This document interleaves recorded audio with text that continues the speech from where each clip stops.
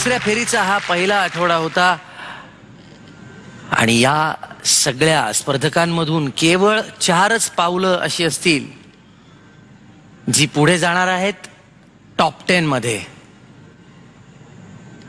Top 10 नंतर महाअंतिम फेरी. Top 10 मध्ये जाणारी जी 4 पावलं आहेत.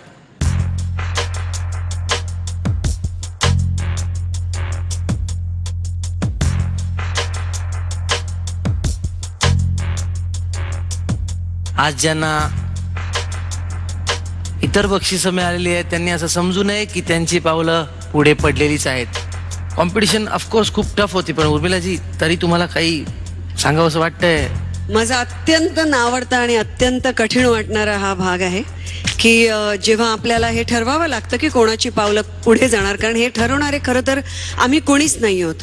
आम्ही इथे बसून प्रत्येक ती कलाकृती, ती प्रत्येक त्यांचं जे काय प्रेझेंटेशन होतं ते आम्ही अतिशय एन्जॉय केलं आणि अतिशय कठीण मनाने आम्हाला हे निर्णय घ्यावे लागलेले आहेत.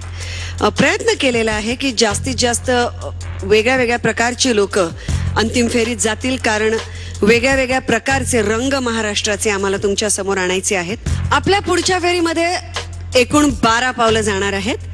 त्या 12 पावलातली 10 पावलातली 4 पावलं आज आपल्याला कळणार आहेत आणि पुढची 6 पावलं आपल्याला पुढच्या 4 एपिसोड्स मध्ये कळणार आहेत. पण मात्र शेवटची 2 पावलं आम्हाला तेव्हाच सांगावी लागतील जेव्हा त्यांचा आजपर्यंतचा प्रवास बघून ती 2 पावलं ठरवली जातील.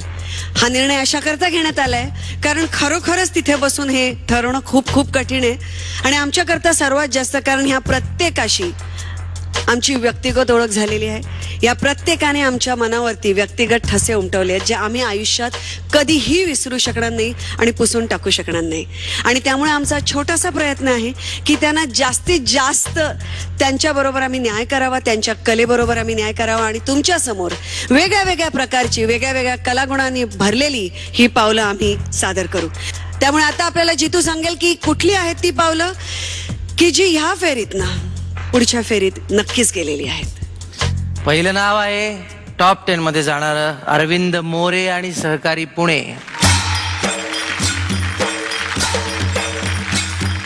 दुसरं नाव आहे जादूगार आर्यन पुणे.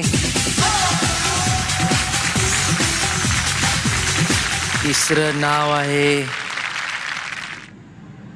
श्रुती निगडे पुणे. नहीं चाहिए मुझे खिलौने, क्या करना है टूट जाएंगे. आणि चौथं आणि शेवटचं नाव आहे